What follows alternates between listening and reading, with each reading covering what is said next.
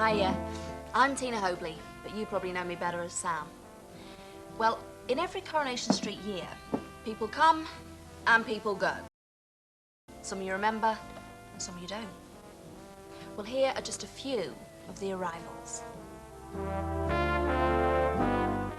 It's the year the Kabin is opened, and Mavis makes a big arrival.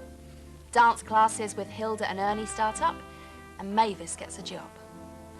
Rita is mighty puzzled by the men asking for Pig Producers Monthly.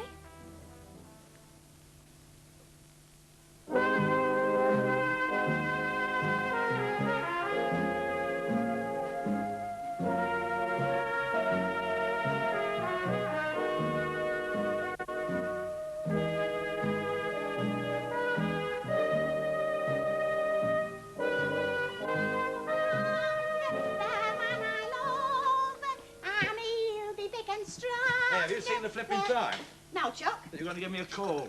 Oh, yeah, well, I was, only I haven't got the heart. Not when I seen your eyelids flickering. You what? Oh, it's definitely a sign, is that, Stan? What's that? That you're dreaming. And there's naught worse than getting a shake, is the Chuck, just when you've got to the best part. Have your breakfast on the table in 2 ticks? Well, no time to flipping eat it now, will I? Oh, Stan, what's the point in being your own boss if you can't pinch the odd 10 minutes now and again? I mean, it's one of the ameliorations of the job, is that, Chuck, being able to please yourself what time you start. Oh, there you are. 2 eggs for strength, done just how you like them, sunny side up. You feeling all right? Yeah, never felt better in my life. Do you know, I seem to have taken on a whole new release of life since I talked to Ted Loftus about it. What's Ted Loftus got to do with it? Oh, dancing, Chuck. He's a great aficionado of the ballroom dances, Ted. Oh, I see. Do you know, he reckons that the slow foxtrot done at the proper speed can be more beneficial than a 4-mile walk. Yeah, right, right. They're starting dancing classes over at the community centre, Chuck. All right. Matter of fact, Ted's been on at me to go with him a couple of nights, and after last night's do, he said it was very promising. All right. Oh, well, of course, I said I couldn't even consider it. Well, I mean, it wouldn't be fair to you, would it, Chuck, being stuck on your own at nights, you know? Not better to do with your time than go supping. That's right, yeah. Sure, I mean, if you fancy it, you know. Do you mean that, Stan? You wouldn't mind? Well, it'd be a bit inconvenient, that. Yeah. But if Ted says you're good enough, why should I stand in your way? Right, then. I'll slip over dinner time and tell him I'm available after all, shall I? Oh, well, get me dinner first, won't you? Oh, yeah, yeah. And thanks, Chuck. Oh, I mean, it's the least I can do, isn't it? I mean, you can't have your own way all the time, can you? I might have known you wouldn't hold me back. Not you. I mean, it's always been one of the secrets of us long and happy record of maritime bliss, as that, hasn't it, Chuck? You know, our attitude towards each other's artistic inclinations. That's right, Us against them, Stan. That's how it's always had to be. All for one, and one for both of us. That's right, yeah. And no flaming sugar in that tea. Oh, sorry, Chuck. I'll see to it. He wasn't kidding them. He is calling it the Kabin. Them's my instructions, yes. Well, let's change them, shall we? Look, perhaps you'd best have a word with this chap. I mean, he's the gaffer here when all's said and done. Well, Gaffer, Well, my red-haired beauty. my ideas for a name for this place were neither here nor there, right? Well, it's all done for the best reasons, believe me, love. What reasons? Well, because the Kabin is a better place for this place than... is a better name, rather, than Rita's or Rita's Rendezvous, whatever it was. In your opinion. And in the second place, you haven't exactly made a career of being a lifelong employee, have you? What's that supposed to mean? Well, supposing you don't like the job. I mean, you might jack it in next week. That's us left with egg on our faces, isn't it? Still say you're high-handed devil. Yeah, but that's one thing you love about me, isn't it? No, actually. Come upstairs, make me a cup of coffee, and I'll tell you my life story. You play your cards right, and you might get it poured all over you.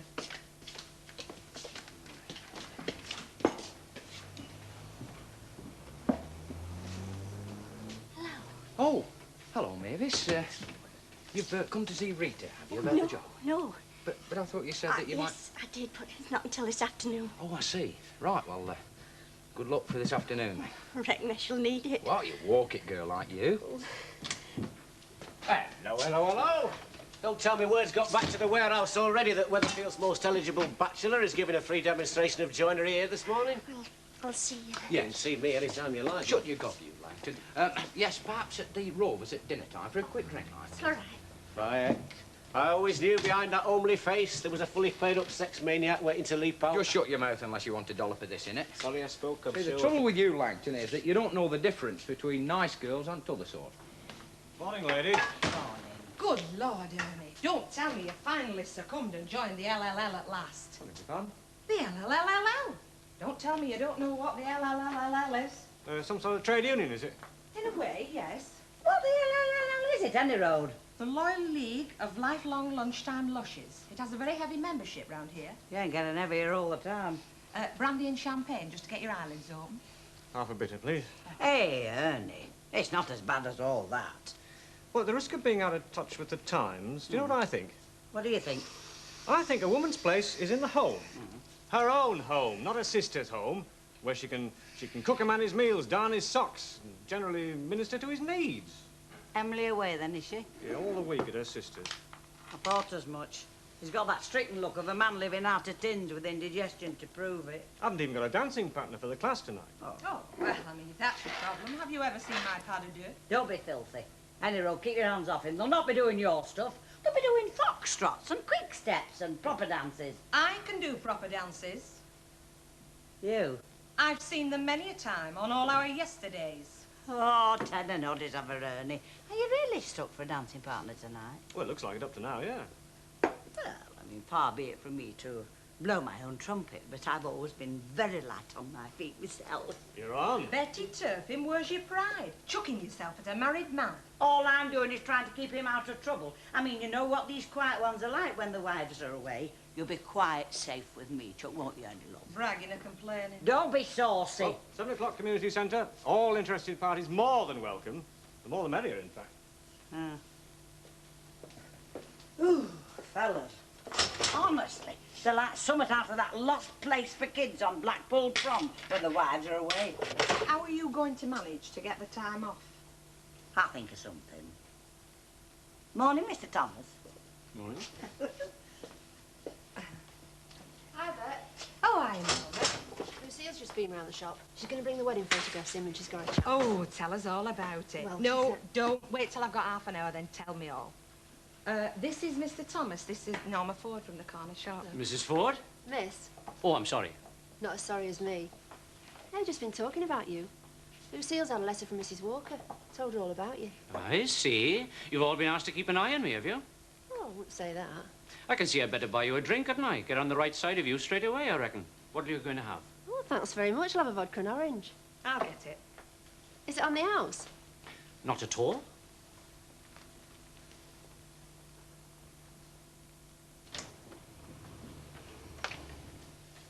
Got a nice day for it anyway. What? The weather. Oh, Can I help? well, just browsing. You finished? Well, we'll have to wait for it to dry off, like. Look, I wondered if we could just have a word in private, perhaps, please. Well, I can't leave the shop. No, that won't be necessary. It's, you see, it's about this friend of mine. You know, the one I was telling you about who's interested in the job that you're advertising. She's coming to see me after dinner. Yeah, well, I hope that you'll make a few allowances for her. Why? She got 2 heads or something? No, it's not like that, but she does have this problem. She's a bit, shy.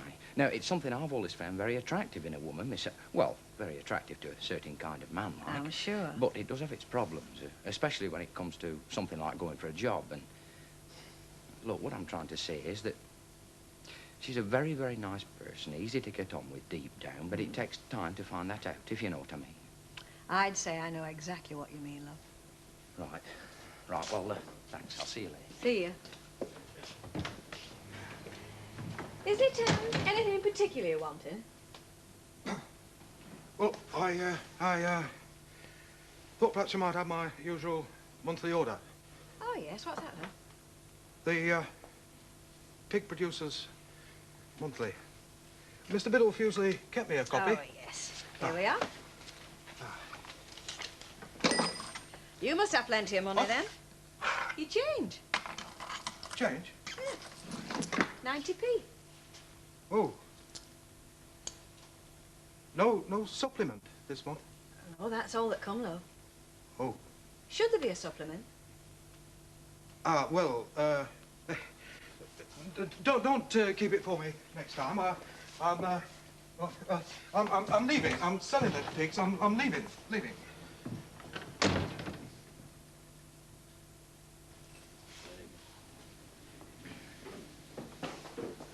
There you are. You get that down you. Do your world of good, will that? Do you think I should? I'm not used to drinking alcohol. Well, it's only once in a while, isn't it? Have you had anything to eat yet? No, not yet. Well, I'll fetch us a couple of pints. No, I couldn't. I'd be sick. Were you sure? Quite. You get one for yourself if you like. No, I'll not bother. It's ever so kind of you to take me in hand like this. God, least I could do. I mean, when you're the nervous type yourself, you understand these things. You nervous? Can't imagine that somehow. Well, it's what everybody says, but it's just a front. I mean, like a defence mechanism. Even when I'm looking at my car mist, deep down, I'm a seething mass of nerves, especially when I'm going for a job or anything like that. Oh, I've got goose pimples. Oh, you walk it, I'm telling you. Well, anyway, success for this afternoon. Thank you.